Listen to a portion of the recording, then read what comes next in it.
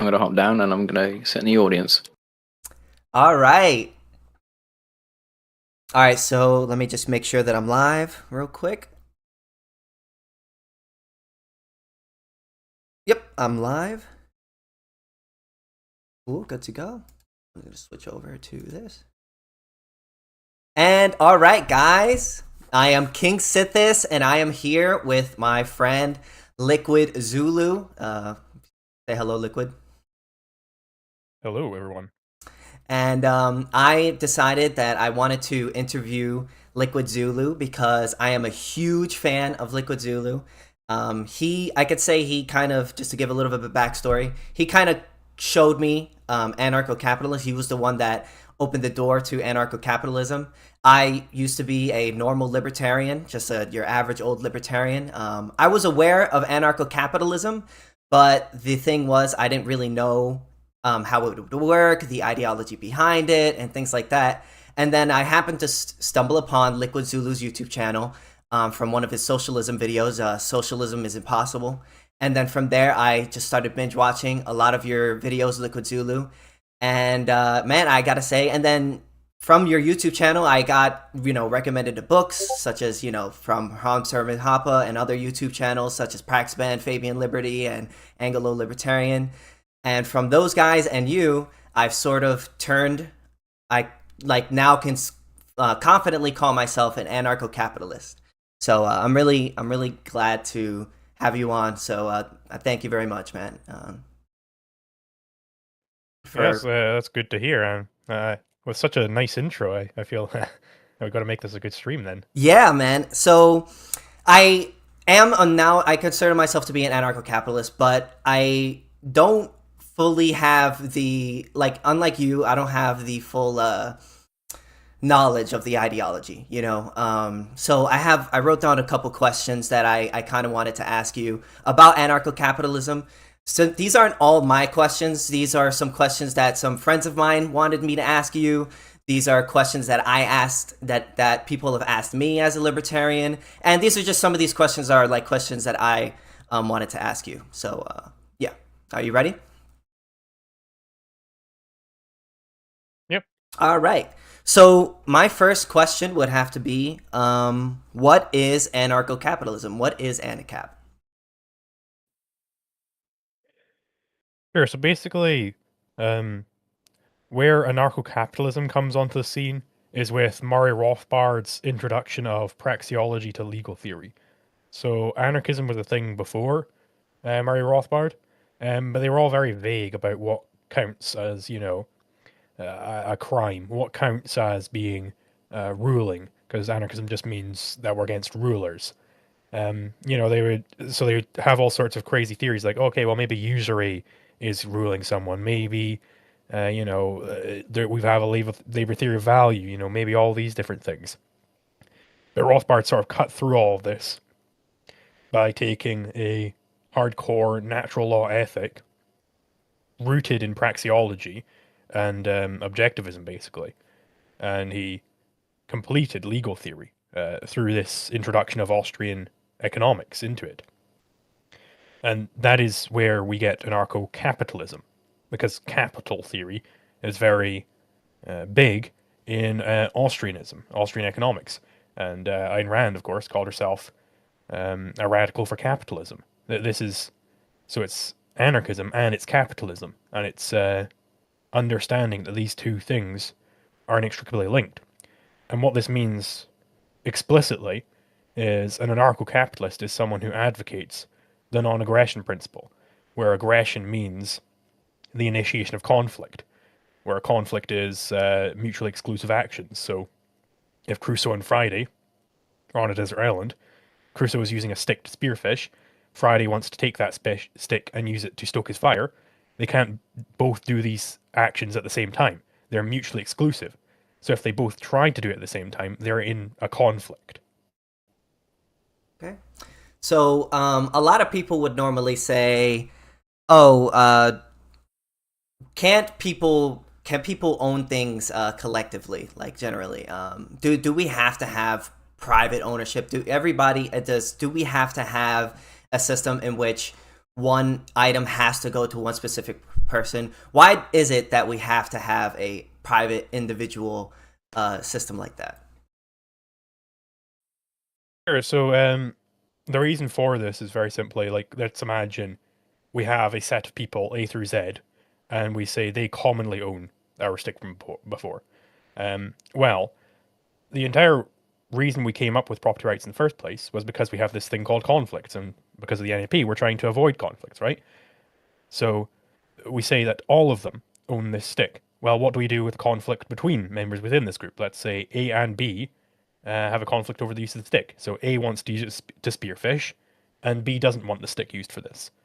Well, our legal theory can either say one of these two things. It can either say that spearfishing should happen, or it can say that it shouldn't happen. But both these options contradict our initial presumption.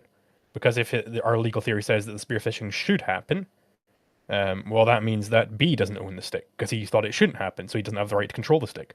If the spearfishing should happen, sorry, I might have got those mixed up, but you get the idea. Yes, yes. One option means that A doesn't own it. One option means that B doesn't own it. But we already assumed that both of them own it, so it implies a contradiction. It's completely out. And sort of the reason why this seems like maybe a niche point, but it does come up in some interesting and important areas. Like, for instance, on the borders debate, people think like, well, maybe the taxpayers collectively own public possessions. Well, that doesn't make any sense. So it can't be that the taxpayers collectively own it, right? You got to have some other justification for restricted immigration in that case. And it comes up, the reason why I came up with this argument was against a Georgist who accepted the non-aggression principle in Austrian economics, but he said that people collectively already own things, so homesteading is therefore a crime. And it's like, well, let's analyze this sort of notion of collective ownership. And I realized, well, it doesn't really make any sense, right? So to whatever degree you have collective ownership, you don't actually have property rights at all. And you can think of the easy reductio case, where if you just assume in your legal theory that Crusoe and Friday both own everything, right? Well, then how do you resolve any conflicts ever, right? You've basically in the exact same situation as when you had no property rights. So, so if I could summarize what you're saying, you're basically saying that if two people all basically own the same thing, they can't use that thing at the same time because that's physically impossible. There's like a contradiction going on there. So if one person uses it without the other person's consent, that person is truly the owner of that thing because they are the one that is able to do what they want with that thing. Am I right by saying that? Well, if you're being able to do something with an item isn't enough to say that you own it, but sort of what ownership means is the right to possess or the right to control something. But two people can't have the right to control the same scarce means because they might want to do two different things with it. So you have to have it that one of them doesn't have the right to control it. So if one person is controlling it, they're the really, you would say they're the one that's really the one that owns it, despite the other person, because they're the one that's actually controlling it. Well, it's not just that they are controlling it. It's that our property theory has to say that one of them has the right to control it. So even if the other guy is controlling it, our property theory has to say, well, either he's allowed to control it or he isn't. It can't be that two people are allowed to control the same thing at the same time, because that doesn't make any sense. I see. So you're basically saying it doesn't matter who has the right. I mean, who is controlling it. It's about whether or not. It's about whether the person has the right to control it, right? So, Yeah. so basically, if we have a person that both owns the same item, there is no way to basically say that person has one or the other person has the right to own that thing or control it because they both own it, right? Basically. Yeah. Okay. Like we have it that A is allowed to control it and A isn't allowed to control it, which is a contradiction. Which is a contradiction. So what if but like say we run into a situation where two people decide to put their money together, and buy the same thing, would that not be both of theirs, or would it, like, how would that work? Sure, so it would depend on how exactly the contract is worded. Mhm. If a contract is worded that Crusoe agrees to transfer title of the stick to John and Sarah, then that is an invalid contract, because contract theory descends from property theory. It isn't antecedent to it. Um, right? So you can't just have arbitrary contracts. For instance, another situation where this comes in is I can't have a contract saying I agree to transfer ownership of my body to you, Mhm. because that situation doesn't make any sense because it's all about avoiding conflict. So yeah, I fundamentally have to own my body, right? I have, in Kinsel's words, an objective link to it. Mhm. Um, so with I'll justify why it is that contract theory has to come after property theory. Okay. Um, it has to come after property theory because if we assume that contract theory is at the root, which a lot of people do, then we have a stolen concept fallacy because contracts are contracts about property. But wait a minute, we don't even have this idea of property yet because contract theory is supposed to be at the root. I So see. what is a contract then? It's a contract about property. But what is property? Well, we don't know yet, I right? We've see. stolen the concept of contract from the theory which has property at the root. We have property theory, and then from that we derive contract theory, and it has to be that way. So your contract theory can't arbitrarily decide whatever property arrangement it wants. Property theory has certain rules which come before we ever come to contract theory. Okay. So, if I could state what you're saying, from my understanding, basically what you're saying is that property rights are first and foremost, and that, or they come before contracts. So if you're going to have a contract, it has to be about private property. And if you don't have a solid, uh, I guess, a solid foundation for your property rights, well, then it's not going to mean anything. Like, basically. Yeah, it would be as worthwhile if we have the contract which says Crusoe transfers title of the stick to John and Sarah. That is saying as much as if I said glabby glooby or I said I transfer title of a square circle to you. Like it doesn't say anything. It's meaningless. It has no bearing Mhm. on who actually has title to things because you can't transfer title to a group because a group can't have title. I see. So because you can't solve within the because we had the reason why we have private property right is to resolve conflicts, and if we can't resolve the conflict between the two individuals within that private property situation, then that contract basically doesn't really mean anything in that situation. Yeah. No. Okay. So no, all right, that makes sense. Okay. So my next question to you would be, what made you an ANCAP? What is Liquid Zulu's origin story? How did you get into the ideology of anarcho-capitalism? I think initially I was just like a vague, like normie lefty, right? Mhm. Like everyone in Scotland. And then I saw this. I think probably I'll go with the entry into the politics in general. My entry into politics in general, I was like big into like the atheism YouTube sphere, like Christian gets wrecked, all the old stuff like Dark Matter and Amazing Atheist, all those channels. And then I saw this video like why people hate feminism, and I was like, what? Why would people hate feminism? It was by Sargon of Akkad, and I was like, oh, this video is gonna be stupid. I watched it, and I was like, holy shit, yeah, he's right. So I got into politics. Then after, just a vague lefty, yada yada, like centrist, I believe I called myself. And then I saw this video by John Stossel come up like years later, and he was talking about like how libertarianism is good. I was like, or how regulations are bad, and I was like, regulations being bad? Who would even think this, right? And I watched this John Stossel video. I was like, oh my god, he's right. I started watching all these John Stossel videos, and then I saw this video by a guy called Michael Moreno, who is no longer on YouTube, but some of the OGs might remember him. He did that video where he and his friend cited Jordan Peterson and Ben Shapiro in a debate contest, and they lost for it, right? So I subscribed to him for that, I think and I seen then that video. Yeah. yeah, Hmm. uh, he did this one video. I saw it pop on my subscriptions, and it was saying why the Supreme Court's LGBT ruling is immoral. And it was about how anti-discrimination laws are actually evil. And I was like, who would even think this? And I Mhm. watched it and I completely agreed with it. Mhm. And so I went onto his server and I was like, oh shit, that's a good video, man. That's incredible. And then, I started talking to anarchists after that. I talked to this guy, Idlework. He convinced me to read a book I've got on my bookshelf over there, The Ethics of Anarcho-Capitalism by Chris Bohrer. Um, I read that and I was like, yeah, I'm an ANCAP now. And yeah, I kept talking to smarter and smarter ANCAPs until, yeah, I got here now. And it's the second I became, the second I heard about anarcho-capitalism and understood what it was saying, everything just immediately was clear to me in politics. I was no longer just kind of groping for arbitrary policies here and there.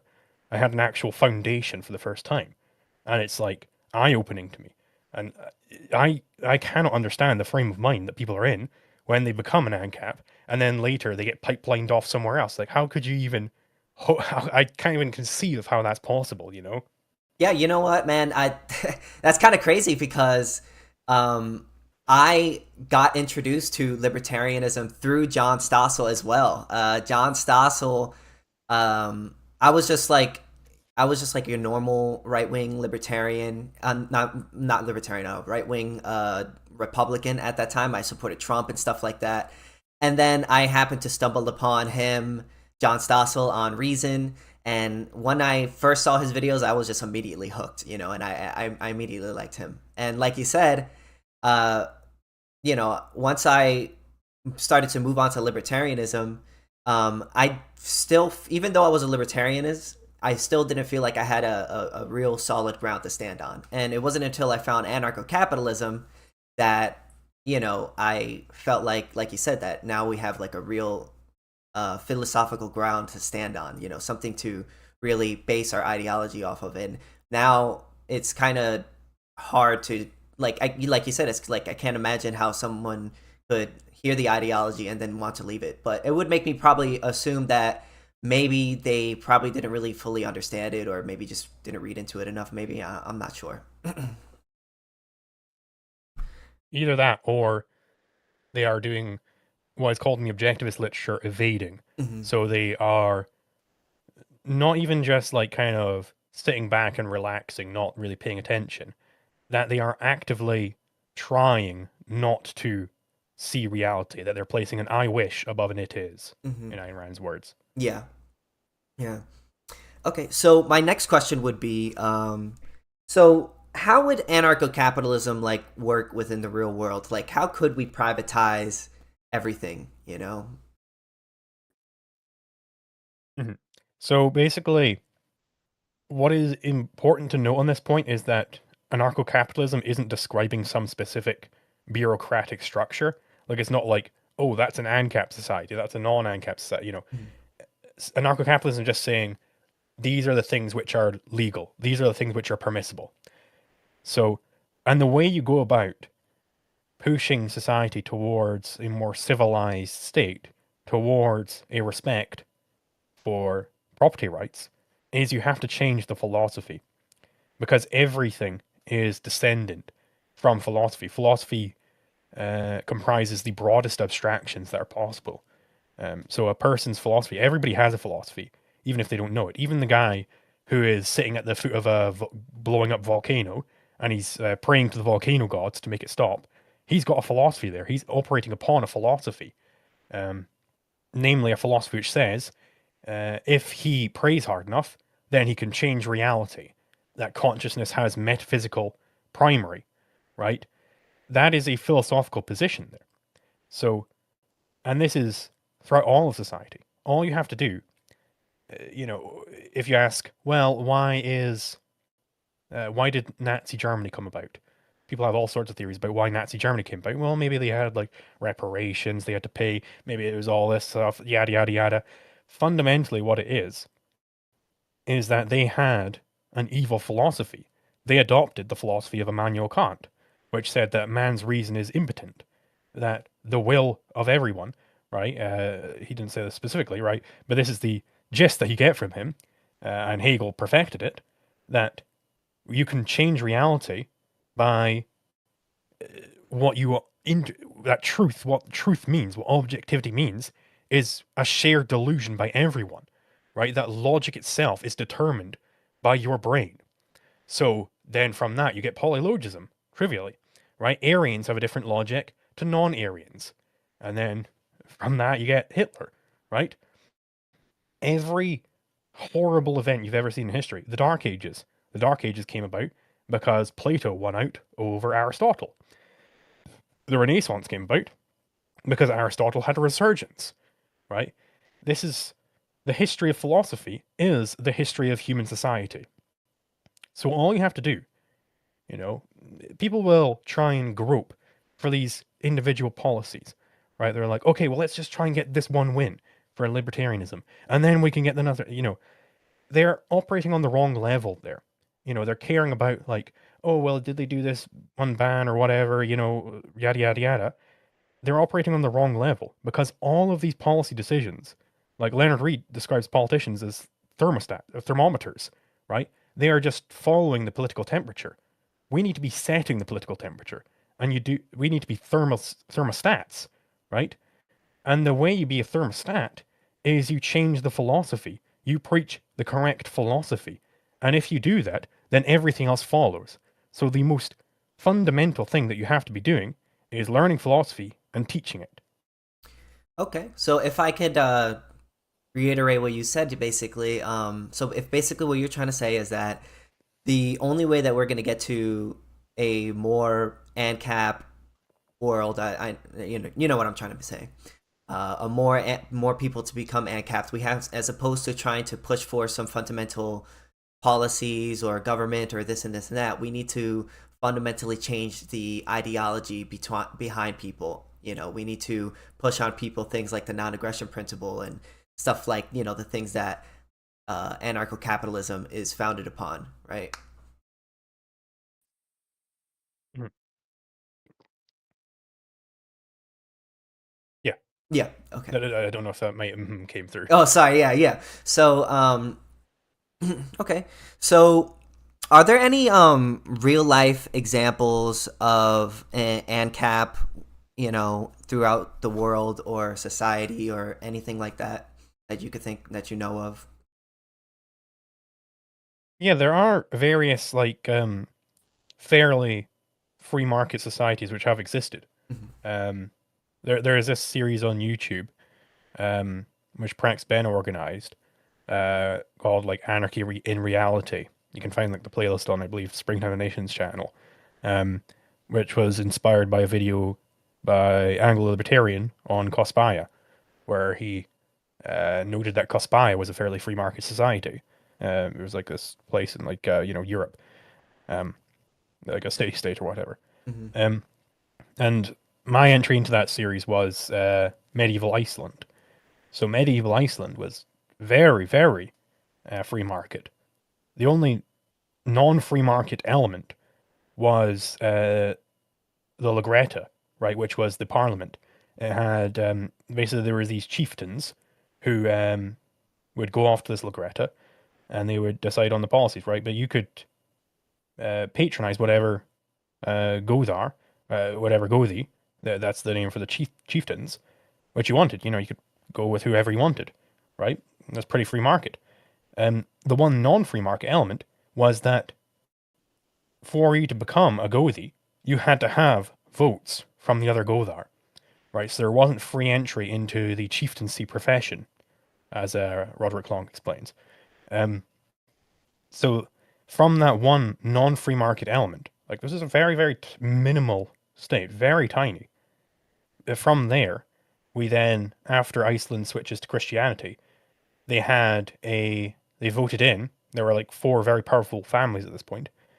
They got in a tithe to maintain the churches, and everybody had to pay this tithe. Right? It was a tax, um, and then eventually they completely descended into chaos, and they got Harald Fairhair from Norway, I believe that was not Harald Fairhair. Um, they opted to have him rule them, right? Um, it is from this single inconsistency that they collapsed, right? And that's why it's very important that you have to have complete ideological purity. You have to recognize these things for what they are, right? You have to recognize from the offset, no, it's not good enough to have, competition between Godar. You have to have free entry into the chieftaincy profession in the first place, right? That there isn't free entry. That one non-free market element is poison and it must be destroyed because any compromise between poison and food just means death, right?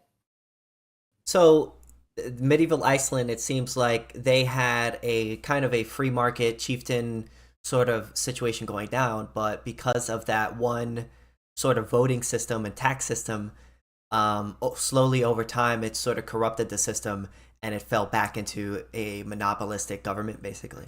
Mhm. Wow, that's pretty interesting. So, moving on to the next question. I feel like I get this question a lot, and I'm not really sure where this comes from. But for some reason, a lot of times when I get into a debate with people, people tend to ask me this, which is the age of consent. Libertarians, they'll be like, "Oh, you're a libertarian, so you don't believe in the age of consent." "Oh, I heard that you're a libertarian. You don't believe in the age of consent." Uh, is there any truth to that? What do you have to say about that?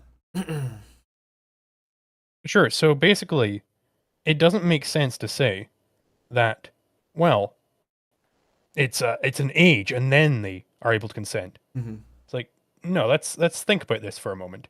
It is how psychologically mature they are. Mhm. That's when we can determine whether or not they're able to consent. You actually investigate the person at hand and see, okay, do they understand what they're saying? Do they understand what it is that they're agreeing to here? Mhm. Um, rather than go to Joe Biden and all of Jeffrey Epstein's friends up in Washington and say, hey, do you reckon this girl over here, is she able to consent? Oh, how old is she? Oh, that old? Yeah, I reckon she's probably able, you know. It and this is recognized implicitly by everyone. If you see, a 60-year-old woman passed out on the side of the road, you wouldn't say, well, she's 60, so she can consent. It's like, no, because she's passed out, right? Yeah. She isn't psychologically mature in that specific state. And this is why, for legal theory, a child isn't just the very young. A child is someone who isn't able to communicate their will. So you pass into childhood in the legal sense every night when you go to sleep, Yeah. right? Because if you're asleep, you can't consent to anything, Mhm. right? You'd have to set it up beforehand. And I couldn't come up to you in your bed and have maybe your like arm is moving a little bit and have you sign on a dotted line. It's like, yeah, see, he signed here. I own his house now. Like, no, because he wasn't able to consent. He was asleep. So he's a child, right? That is the correct position. It's not, oh, 1 nanosecond before 18, you're not able to consent. Then 1 nanosecond after, you are able to consent. That doesn't make any sense. The only notion in which an age of consent makes sense is as a proxy for psychological development. But psychological development is fundamentally the root of the question. Can this person actually understand what it is that they're saying? If they can't, then they can't consent to whatever it is that you're trying to get them to do, right? No, I guess I could agree to that, but I guess the question generally a lot of people would ask after that would be, okay, so when do we know, like around what age do we know when children are able to sort of make those decisions, or when are people able to make those decisions? Like generally, like what age do would you libertarians put it? Yeah, well, I mean, it depends how fast the person is developing, I suppose. It's Mm-hmm. normally like towards the end of the teenage years. Mm-hmm. They have to develop a certain amount with their brain and their body and whatnot Mm-hmm. before they can understand these things. Yeah, so it's normally in the normal range that we understand it to be. Okay. So it's usually like 18, to 21, maybe earlier for some people. Uh, but you're basically Yeah, saying that having a hard set number doesn't really apply to every single person because some people, I guess, age earlier than others, or in another way of putting it, I guess. yeah, Yeah. or even slower, right? If you're like have a Down syndrome person, they might not be able to understand that until they're like 30 or something. Okay. So what do we do with people who are unable to make decisions for themselves? What do we do with those people? like children and the old and the sick. Mhm. So basically, they still own themselves, but we can't figure out what they want done with their property. Hmm. So they're in a special situation, which is the situation of childhood. Um, Specifically with children, there's an interesting implication is that somebody can be a guardian for them, Hmm. right? If there's this property lying around and the owner can't say what they want done with it, you can protect that property, but you aren't allowed to just do with it what you want, Yes. right? So this is a mistake some people make. They think that parents own their children. Not quite. The parents have a guardianship role. They own the guardianship over those children. So they're allowed to protect those children. They're allowed to raise them, do all this stuff, prevent them from, running into fire or whatever, until such a time that they're able to negotiate for their own care.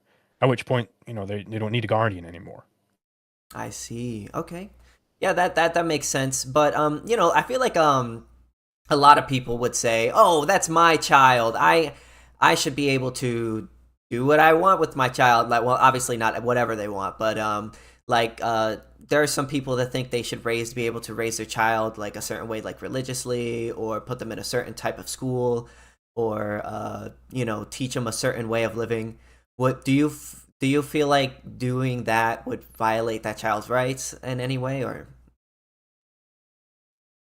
I- If the way that they're trying to raise them is to, beat them or whatever, Oh, then yeah. that is a violation, right? Mhm. They are damaging that child's nascent property at that point. But if they're just like lying to the child or whatever, they're saying, "Hey, did you know that the fucking, I don't know, the sun rotates around the Earth, Mhm. right?" That isn't enough to constitute harm. Like it Okay. will impact the child in some way, but that doesn't mean that it's necessarily a crime.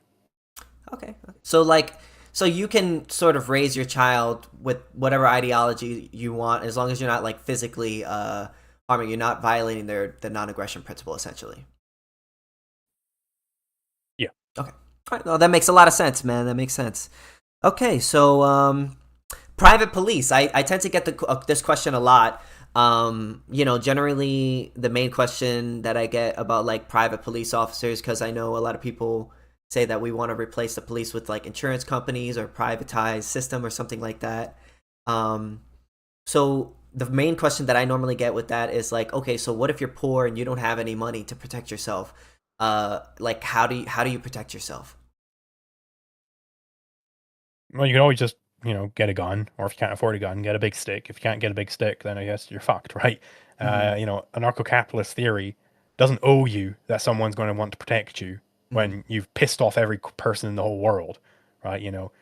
Find somebody who fucks with you, I suppose, and hey, let's band together and defend ourselves. Or if you can't be bothered to work for like fucking a day to afford some insurance for yourself, right?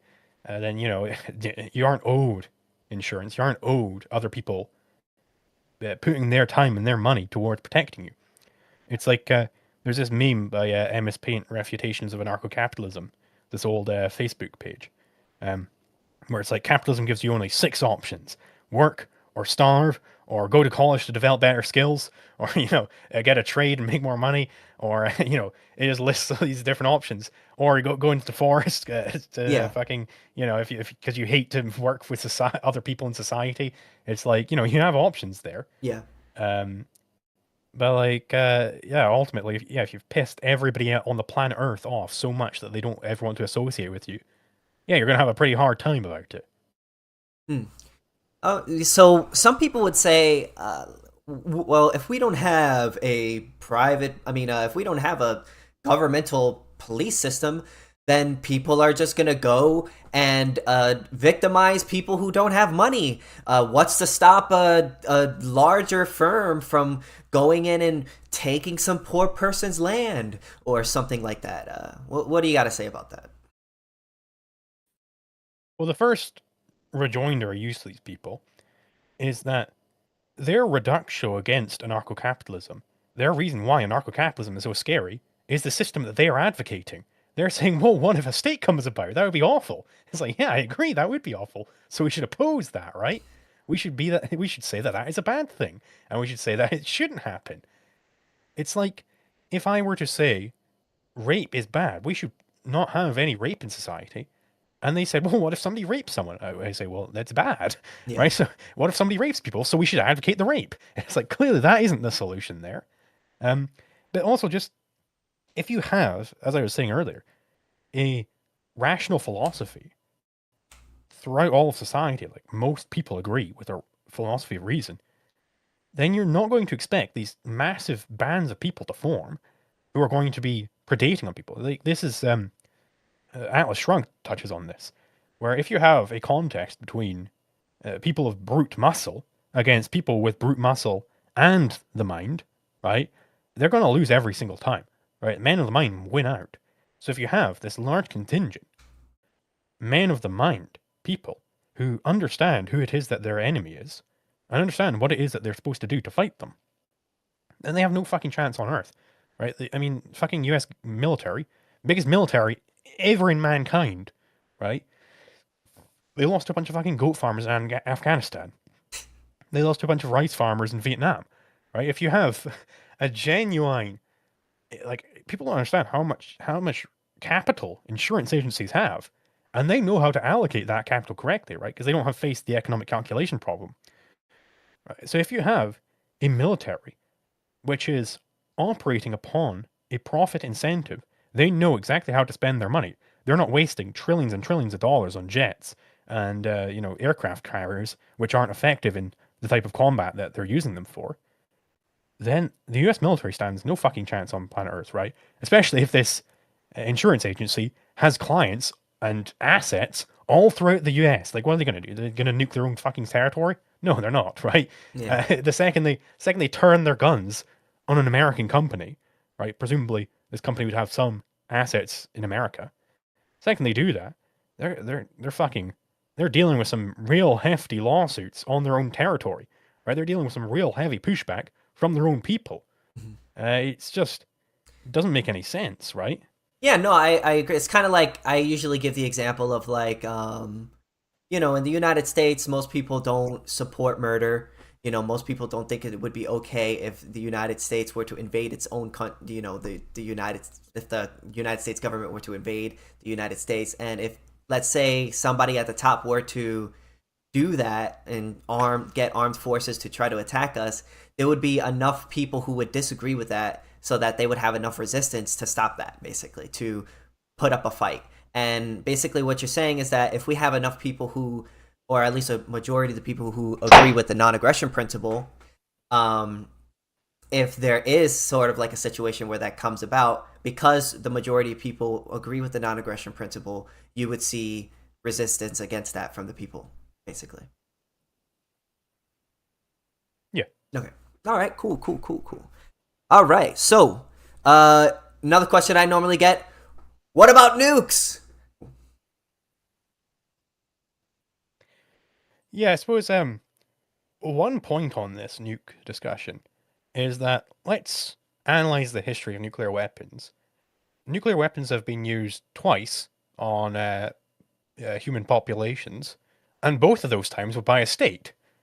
So, I'm not sure why it is that we should be worried about companies with nuclear weapons when we know the track record of states with nuclear weapons. It ain't fucking good, right? It's states have been using nuclear weapons for decades to kill and oppress millions of people, right? This is sort of laughable to me that we're worried about, well, what if the fucking mad scientist gets his hands on one? Well, they fucking did. His name was J. Robert Oppenheimer, and he worked for the US government. And that's where the problem comes in.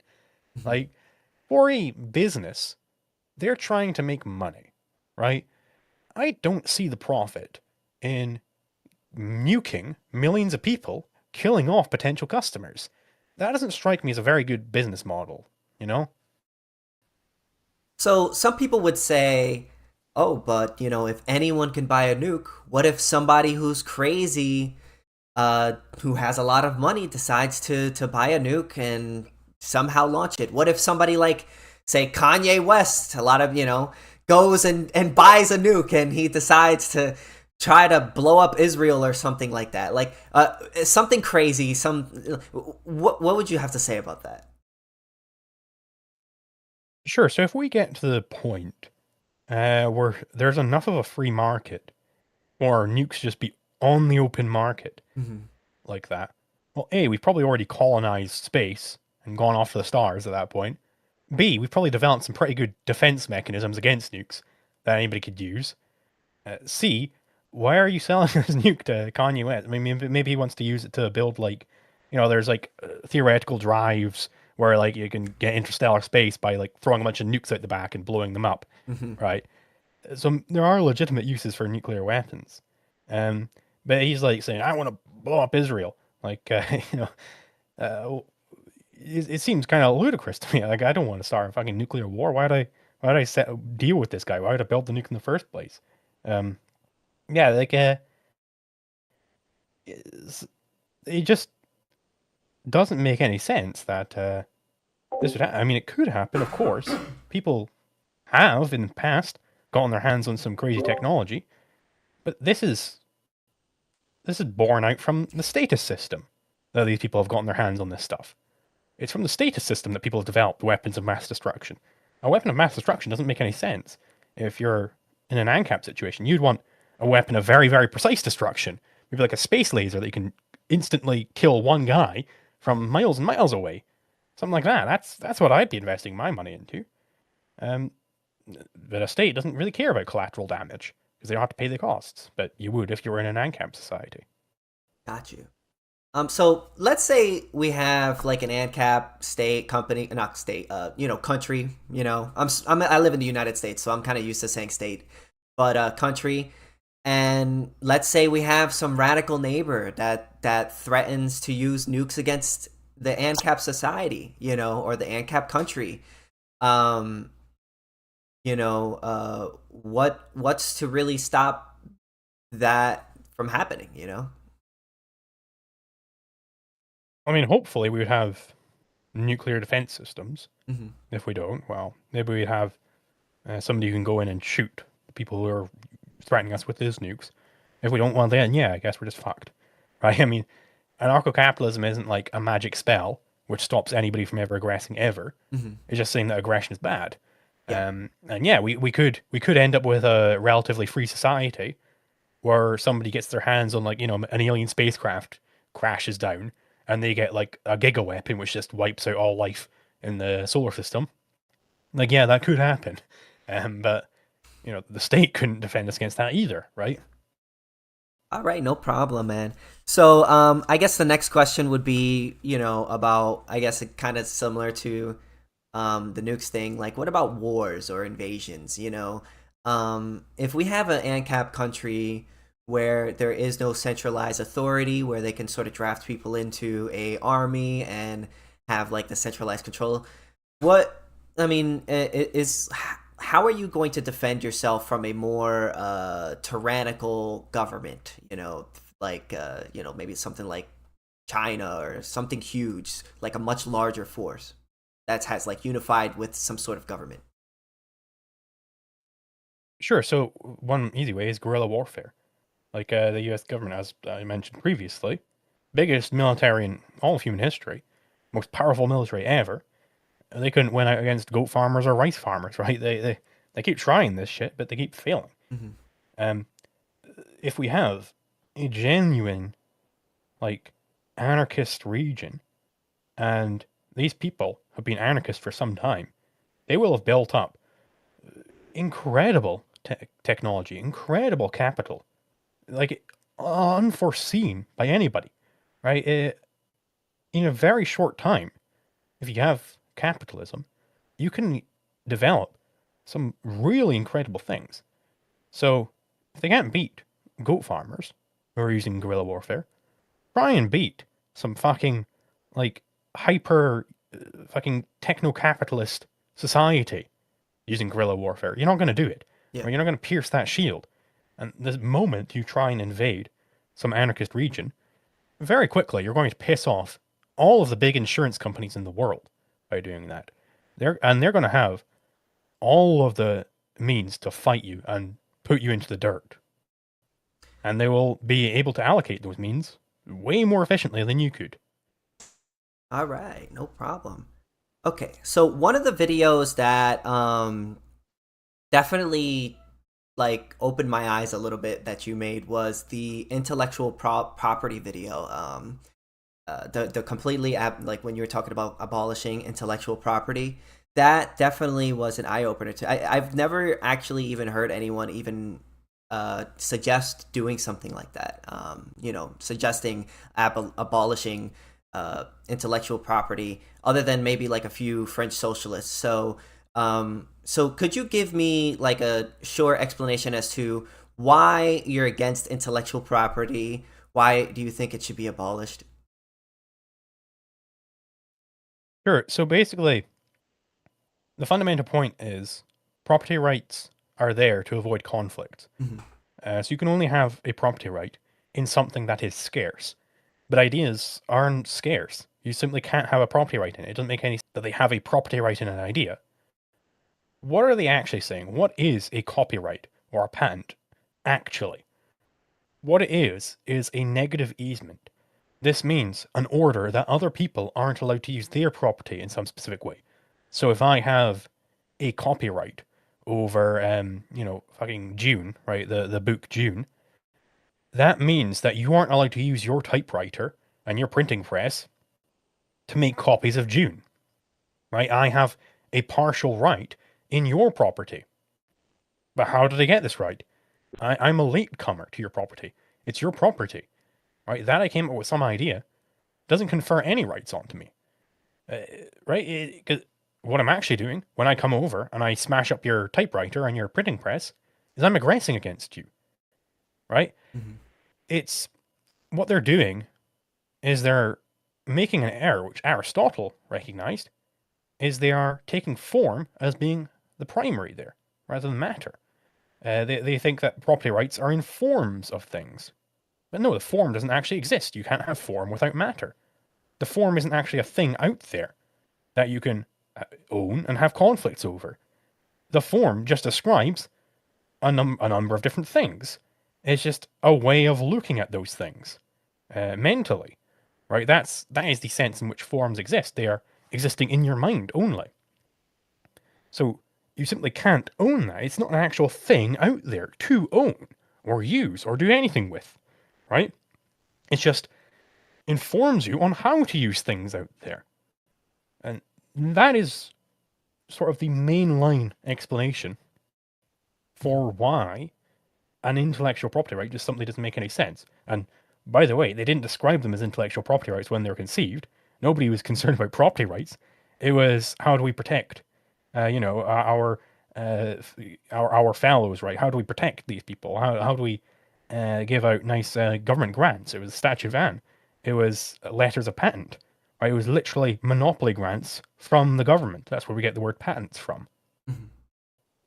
Got you. So basically, if I could sum up what you're saying, is that because ideas aren't scarce physical items, there can't be conflicts over the use of these an idea. So basically, if you copy another person's idea, you're not really stealing anything from them. So if they were to stop you from using your own property to copy another person, they would be violating your property right within that thing, basically, right? Yeah. Okay. All right. So normally the first question that I would normally get from some people is, well, wait a minute. If you're unable to patent your idea or your invention, then how are you able to make a profit if some person is able to just take your idea and then just straight up copy it and then sell it to the masses? Like, what can you do about that? So the first point on that front is your failed business model isn't my problem. If you can't figure out how to implement your idea and make money off of it, that ain't my problem, right? Suck it up. Second, there's this thing called the first mover advantage, where if you come up with an idea, you get there first, then you have a huge advantage over the market. You've already got all the capital in place. You know, maybe it's like a new mousetrap design. You've already got the factory ready to start churning these things out. Your competition has to go, okay, how does this mousetrap work? What is it that about this mousetrap which makes it better? how do we achieve this design with our factories? You know, it will be months before they figure all that shit out and get the factory in working order. And by that time, everyone knows you as the guy with the best mousetrap in town. They're going to go to you for their mousetrap needs. And sort of a corollary point to this is that people say, well, we need to encourage innovation. Maybe it encourages innovation to have patents. Well, A, the data doesn't bear that out. Baldwin and Levine go over this in Against Intellectual Monopoly. There are many industries where we're told that we need patents and copyrights, and they go over and it's like, hey, look, all these big innovations in these industries came about without any patents or copyrights, right? All over the place, in medicine and fucking literature, all over the place. And second, you can have too much innovation. You can put too many resources towards innovation, even though I would agree there's maybe some cases where you're encouraging certain innovations to come about by protecting those innovations with a monopoly grant. But that doesn't mean that you should, because you can put too many resources towards certain innovations. Like, one easy example is, let's say we put every single resource on Earth, every single means available to man, towards finding a cure for cancer. We'd probably get there pretty quickly, right? But not before we all starve to death, because nobody's making any more food, right? Nobody's making any more war. Nobody's doing any of these fundamental other things. So you can overproduce, you can oversupply anything, right? That you're supplying more of something doesn't imply that it's good. Got you. So another question that a lot of people would normally ask when it comes to this is like medication, or things that cost a lot of money in order to create. So like medications, like the research and development in order to create certain medications is like can be really, really expensive. And if somebody can basically take your formula as soon as you're able to put that onto the market, wouldn't that kind of make it much more harder for us to sort of put out drugs, that are able to make a profit? Well, again, Boulder and Levine go over Against Intellectual Monopoly, the medical industry in specific, and they take a list in the past 100 years. Like there was a big poll done by the British Medical Journal or some other journal like that, where they ranked the biggest medical innovations in the past 100 years, and the majority of them had nothing to do with patents. They were developed without any concern for patenting at all. These were the biggest, best medical innovations as ranked by doctors. Nobody in the development gave a shit about patenting it, right? So that would throw a little bit of a spanner in that works. And if there is some drug, if you find some drug where you do, it will only ever be developed if there's a patent on it, well, then it shouldn't be fucking developed, right? Because fundamentally, there is no property right there. You don't have a right to prevent other people from competing with you. It's a general, it's a general principle that you don't get to do that. It's illegal. It's a crime, right, to force other people to do what you want them to do. And second, it's a general rule of economics that competition yields better outcomes. It yields more efficient outcomes, a more value productive arrangement of capitals. And this is a general rule in economics, right? It doesn't break down suddenly for the medical industry and work elsewhere. It works everywhere, right? So you're going to have more efficient allocation of medical resources. Got you. No problem. So another thing that a lot of people tend to throw at me is, what about monopolies? What's going to happen, and what's going to stop this firm from buying up all these resources and becoming the largest company and then becoming a monopoly government again? What's to stop that from happening? That's normally if there's no government to basically come in and break up the monopoly. What do you have to say about that? Sure. So the first point on that is that they are fearful of monopolies. So their solution is to advocate a monopoly, which is a bit strange. Secondly, there isn't any such thing as a natural monopoly. If you have an unhampered market, because what it means to say that something is a monopoly isn't just that they have a huge market dominance or that, nobody can produce things as well as they do. It means that there isn't free entry into that market. You only get the situation where there isn't free entry into, like, the bromine market or whatever it is if the government steps in and says nobody else is allowed to produce bromine except for this specific cartel, right? And you get monopolies through things like IP, right? I don't call it IP, I call it intellectual monopoly, because that's what it is. It's a monopoly over an idea. And people have all these ideas about how you could get a natural monopoly. One such idea is predatory pricing. Predatory pricing as a strategy simply doesn't work at all, because what it means is that you are selling lower than it costs to produce it, right? You're making a loss on it. So people have tried this predatory pricing strategy. One famous example is some guy, Herbert something, I can't remember his name. Herbert J. Dow, that's it. So Herbert Dow, he was a big chemical magnate in the US, and he wanted to expand his business to Europe. So what they did was they said, hey, you're not allowed to sell in Europe, your bromine. Or else we're gonna sell a bunch of cheap bromine in the US, and we're gonna price you out. Right, we're gonna destroy your business. There was this German cartel which controlled all the bromine in Europe at that time, and he was like, okay, well, I don't really give a shit. So he kept selling in Europe. And what they did was they started selling like really, really cheap. They kept lowering their price in the US to sell bromine until they were making a huge loss on it. And what did Herbert Dow do? Well, he started buying up this cheap bromine in the US, storing it, or selling it off in Europe again for a huge markup. And he was making massive arbitrage gains without having to produce the bromine in the first place. And they were just completely, they were quoted as saying, he's become a complete dictator of the situation. Because they had no means to use against him. Every time they tried this to lower the prices, that just gave him a bigger arbitrage profit. Mm-hmm. And it's like, there's a funny tendency where whenever a company lowers its price, it's called predatory pricing. Whenever they raise their price, it's called price gouging. Whenever it keeps the price the same as another company, it's called price fixing. Right? There's no winning when you're a businessman. And this is why Ayn Rand called the industrialist the most oppressed minority in America. Right? They can't do anything right, apparently.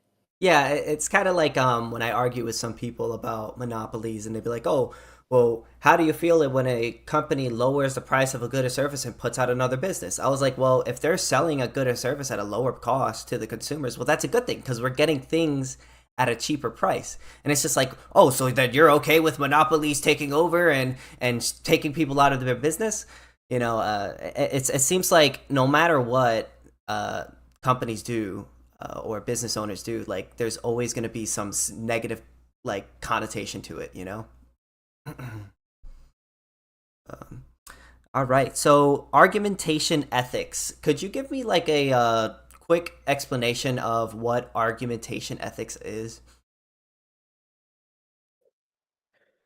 Sure. So the idea is basically they're coming to you and they're saying, hey, they're entering an argument with you. They're entering a debate with you. They're saying, hey, we have a disagreement over how these things should be done. We have a disagreement over who should be in control of these things. And we're going to resolve this disagreement peacefully. We're going to come to the table, talk it out, decide who it is that should control this thing. And if they're a socialist, they're coming to the table and they're saying, hey, we should not peacefully resolve disputes. We should violently resolve disputes. Your non-aggression principle doesn't make any sense. People shouldn't agree with the non-aggression principle. They should be brutes and pummel those over the head whom they disagree with. It's like, okay, well, if you truly agree with that, then why are you talking to me? Shut up and, rid us of your presence. If you actually believe that, then you shouldn't be talking. This ties into a point Rothbard makes, where you'll have all these anarcho-Stirnerites swaggering around, talking about how natural law doesn't apply and how you should just beat everyone. He says that they have a duty on their own premises to shut up about it, right? If they genuinely believe that, then why are they even talking to you about it, right? If they really want to take you for a sucker, they should be trying to trick you. If I want to trick someone, if, maybe I'm like a murderer or something, if I'm a serial killer, I'm not going around saying, hey guys, I'm a serial killer. I'm trying to pretend to be a non-serial killer. so I can trick you, and then you'll come back to the dark alley with me, and I can stab you, right?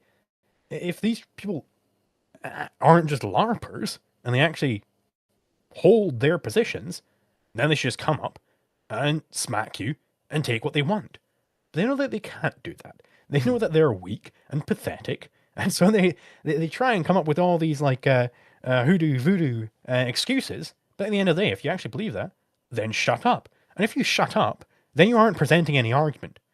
So the sort of status that a claim like, I shouldn't be arguing with you, I should beat you about the head until you agree with me, that has as much validity as me saying glabu, glebu, glabaglubi, right? It's not even a statement at that point. It doesn't make any sense. I can't evaluate it at all. God. So basically what you're saying is that arguments just ethics is that if you say that even if you were to go out and say, I think it's okay to commit an aggression, you're basically kind of being hypocritical, because if you thought it was okay, you wouldn't be saying it. You would just simply be doing it. Yeah. Oh, all right. Cool. Got you. All right. So another question that I normally get, because I'm American, I'm not sure how familiar you are with like Native American land and things like that. A lot of the United States land was basically taken over by colonization and things like that.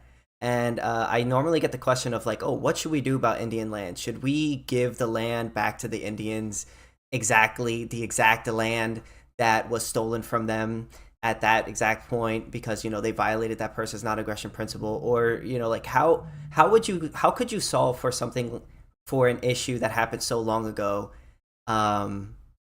when the people who are living on it today have like created civilizations and things on top of it? So if you can find a specific Indian guy who like, hey, my great grandfather actually owned this specific patch of land. Here are like, fucking pictures of the teepees here. We'd fenced it all off. We had like a nice little farm going, and then the evil white man came along and took it. Then yeah, fine, he gets his land back. But you can't just have this vague, oh, we're all one with the earth and we all own it in common, and we, no, that's not a genuine claim. You can't just have this Cartesian doubt, is what it's called, of, well, there might be some Indian somewhere who owned this thing. Like, almost all of the US was just virgin wilderness, and like an Indian might pass through there once in a blue moon. Like, that isn't enough to establish an ownership claim. Yeah. Like, if you wanted it, then fucking fence it off and keep hold of it, right? Yeah. It ain't my problem. Got you. Okay. And also, it's prima facie, the current possessor is assumed to be the owner, right? You need to come about with evidence which says, hey, actually, they don't own it, because here's the proof that some other guy owns it, and they took it from this other guy, right? And this hasn't ever been done for Indian reparation or black reparation or anything of the sort. It's just said, well, as a collective, blacks have been oppressed, so we need to give whites need to give blacks money. Yeah. It's like, you're collectivizing the issue, but it's not a collective problem. It's individual. You need to say, hey, Joe Smith over there, he oppressed John Smith over there, right? So Joe Smith needs to give John Smith some money. That is a legitimate claim. This is just a general rule of epistemology. This isn't even a legal thing. Gotcha. Okay. I don't know how much time do you have left. Do you have a certain time limit on how much I can? I can keep going. Okay, no problem. Because I have like 2-3 more questions. So I heard you say one time that you were against like defamation. Like if somebody were to say like lie about another person, well, not against defamation, but I guess that you're against like banning defamation or lying about another person and ruining their like livelihood by like lying to another person about another person, and because of that they lost their livelihood. I think you said in a video that if we were to pass a law of like banning like defamation, that would be a restriction of freedom of speech. Like, do you like what's your opinion on that? Sure. So basically, you don't own your reputation. I'm allowed to, after this stream, maybe I'm a really mean guy. I start contacting everyone and saying, "Hey, this KingSithis guy, he really sucks. I saw him on stream. He murdered a woman right in front of me. You really shouldn't talk to this guy." I'd be allowed to lie about you all day long. Presumably, you're not going to murder a woman in the rest of the stream, but to make it true. But I'm allowed to lie to you. It certainly makes me a bad person, right? To lie about you.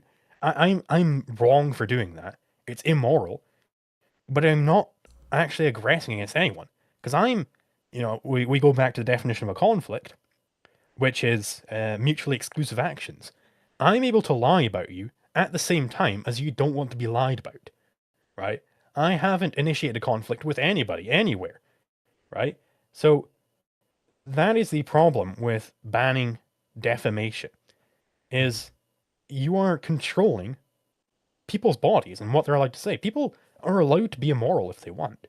People are allowed to use their bodies to say, hey, fucking KingSithis, he stabbed a woman right in front of me. They're allowed to say that if they want. It's wrong of them to do it, but they're allowed to do it, presumably, if you haven't actually done it. So some people would say, like, if you lie about certain people or lie about a business or something like that, you could cause certain monetary damages to a person. You could cause them to like lose their job. You can cause, monetary harm or some sort of harm. Maybe not physical harm, but like extreme monetary harm to another person. Could there be any sort of consequences for something like that, or for doing something like that, or do you still feel that it is, like you're restricting my free speech by, The consequences would have to be just disassociation. Mm-hmm. Like, hey, this person is lying about people all the time. He's a liar. I'm not going to associate with that guy anymore. Mm-hmm. That's the kind of consequences it would have to be. Or maybe even like, you have a contract, like a covenant, where if you agree on the condition that you say certain lies, that you'll transfer title of like some gold or whatever it is to the person you're lying about. You could have that. That would be fine. But that would all have to be worked out prior. The easier way is just to disassociate with such people. I mean, we've all met like chronic liars and just rotten people, and generally you don't associate with them anymore. That's the way you deal with it. And yeah, it sucks if somebody's losing their job over like a lie about them, Mm-hmm. but you don't own your job, right? Your boss is paying you money because they think that you produce more value for the company than you cost, right? If that changes, maybe because a bunch of people really hate you and don't want to go to that business anymore, even if it's based on a lie, the boss doesn't owe you a continued job, right? It's his money. He's allowed to pay you if he wants. If you're a liability for the company, he's allowed to fire you. That's it might be nice of him to keep you on to weather the storm with you, but he isn't obligated to do that. He's allowed to do with his money what he wants. Even if you still make a profit for him, he's allowed to disassociate with you because he believes the lie or whatever. It's wrong of him to believe the lie, but he's allowed to do with his money what he wants. Gotcha. Yeah. Yeah. I can't argue with that. So, I forgot to ask you about this, about when it came to the IP intellectual property thing. Is there any free market way in which you can protect your ideas? Like, could you use, say, something like a non-disclosure agreement or like encryption or things like that to sort of stop people from using your ideas without your consent or whatever? Sure, I mean, you can use encryption all you want. Like, encryption isn't a problem. And it's very, very effective. Mm-hmm. The way you would have to structure a non-disclosure agreement is it couldn't just be you agree not to share this idea around, because that's just a promise, Mm-hmm. right? A contract transfers title to property. That's what it has to be for a contract. So it would have to be something like, on the condition that you spread this company secret with someone, you agree to pay a fee of like $1,000 a year for 10 years. Okay. Something like that. And that would be legitimate. Okay. So I could be like, so if I wanted to go show some investors, like Shark Tank, I'd be like, hey, I have this idea, sign this non-disclosure agreement. If you say my idea, you would owe me, say, like $50,000, and if you sign it and you go and say it, you would owe me $50,000. That would be an okay contract. Yeah. Okay, no problem. This is kind of more of a funnier question, but once the other day I was in a debate and a lot of people were really calling me bad faith because I made this analogy, which is essentially that a lot of people were basically saying that taxation is not theft because if you live within a country, you're basically consenting to what is being done to you within that country, you know. And I basically made the argument. I was like, well, is the Holocaust was the Holocaust consensual? You know, because those people decided to stay in Germany before the Holocaust happened. Would you like? How do you feel about that argument? Yeah, that follows. Like it's a valid analogy. Okay. Okay. Thank you very much. Okay, perfect. Thank you very much. You know, a lot of people were saying that I was bad faith, and I don't think I was being bad faith. I was. I feel like it makes sense. That's because there's a lot of people who they like the nice, easy arguments. Yeah. Like, they like to keep in their little bubble. Hmm. But then you demonstrate to them, hey, but you don't believe this other thing, which follows from your premise. So maybe you should check your premises here. Yeah. And it riles them up real something bad, you know. So yeah, you shouldn't concern yourself with such people. Hmm. They're going to continue to be retarded. There's nothing you can do about that. You can't think for them. Yeah. But yeah, you if you keep throwing this into people's faces, keep shoving it down their throats, eventually they're going to get, a certain remnant in the audience will understand what it is that you're saying, and Hmm. that's who you care about. Um, I guess okay. So I have one last question, and then after that, I'll have questions from the audience. If anybody from the audience wants to ask a question after this last question, open borders seems to be a pretty big issue right now. It seems like there's well, at least in the United States. I don't know where you live, but in the United States, it's like a pretty big issue with immigration. A lot of libertarians, some libertarians will be like, "Oh, we need to close the border." You know, some libertarians say, you know, we need to have full open borders. Where what's your opinion on the whole situation? Sure. So I did a video, the moral case for open borders, a little bit ago, and that is where my stance is. I don't make any of these, hoodoo voodoo economic arguments like, oh, well, the immigrants, they increase GDP or yada yada. I don't give a shit about any of that, right? Um, all I care about is the question of, well, does the government have the right to restrict immigration? That is the same question as, does the government have a property right in the entire territory that they claim? The answer is no, they don't. So therefore, they aren't allowed to restrict immigration, which is the open border stance.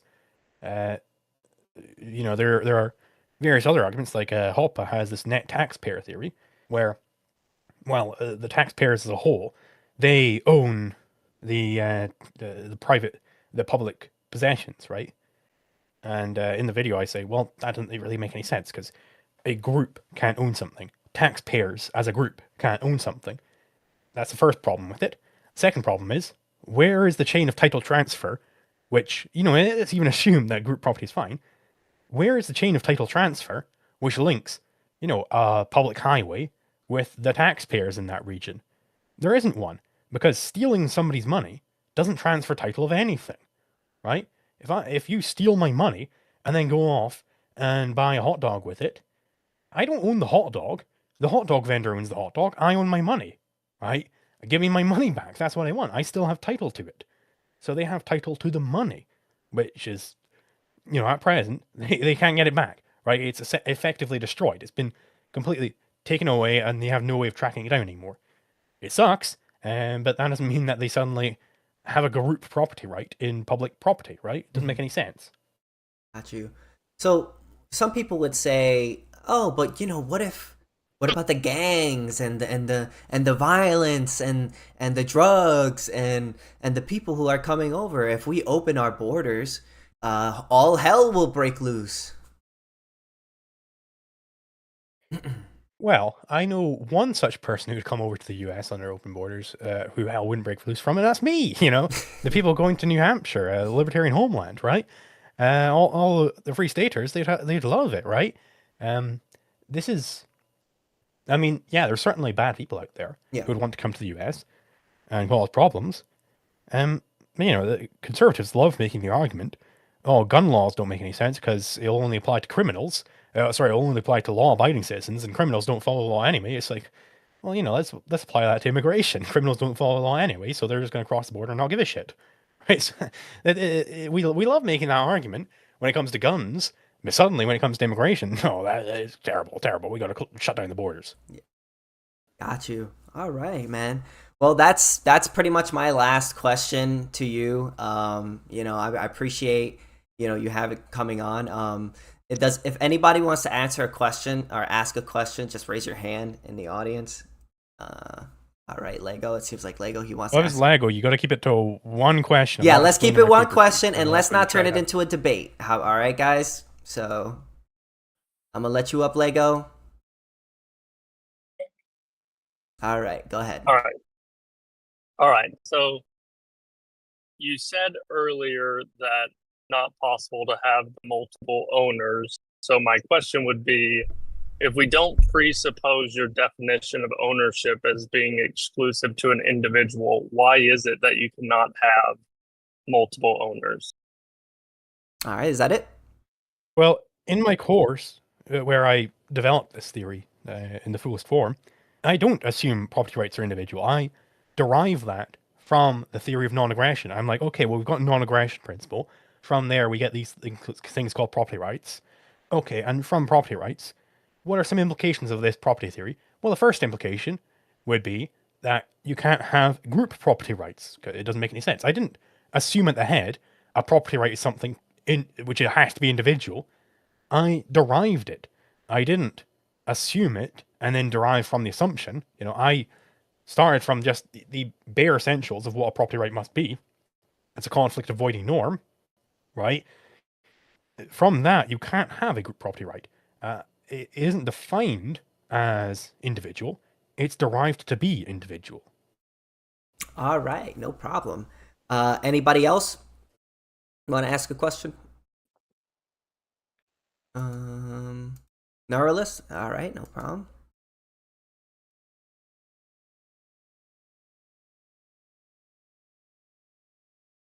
I think I'm muted, Neuralist. Pretty good. I can hear you.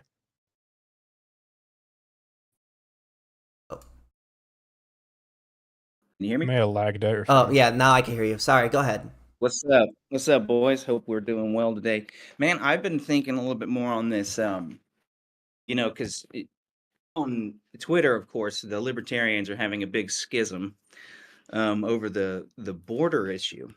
And I've been wanting to chat with either you or Sue or some others about essentially what I regard to be an issue, not necessarily of property per se, but of say, right, of a rightful claim of something, right? So like if the border is being secured, even if it's against my will, which by the way, I'm an open borders kind of fellow like you guys, but at the same time, it's like if my money is being stolen and our money is being stolen to maintain the border, then how come is it that we don't have any say whatsoever over how that border is maintained?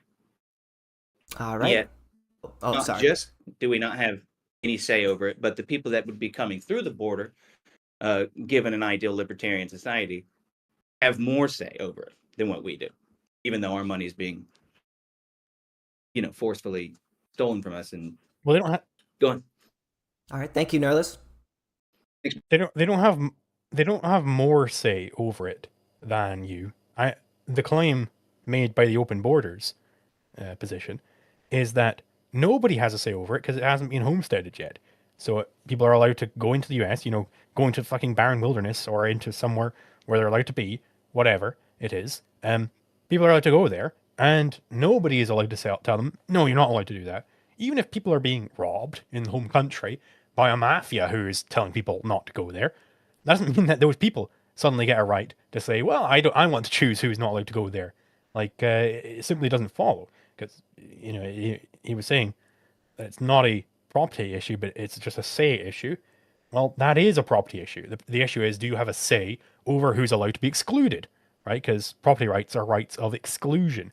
It's the DSA's principle of let exclusion stand. A property right means the right to exclude people from something. All right. G, you want to ask a question? All right, I'll bring you up. Yeah, hello. Yep, we can hear you. Yeah, I wanted to ask a question about well, Sithis, you remember the discussion we had, right? I mean, it was touched on a little bit here, but I think like to clarify, Zulu, I just want to be clear on this. I don't understand how this NDA contract is actually a valid contract, right? I mean, it seems like a stolen concept to me. In the sense So that the way, sorry.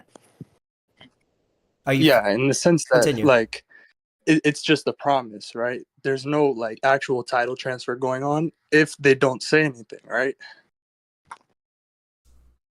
Right. So that is what I said. The NDA contract would have to be something like, on the condition that you share the secret, you agree to transfer title of fucking 50 grams of gold to somebody else, right?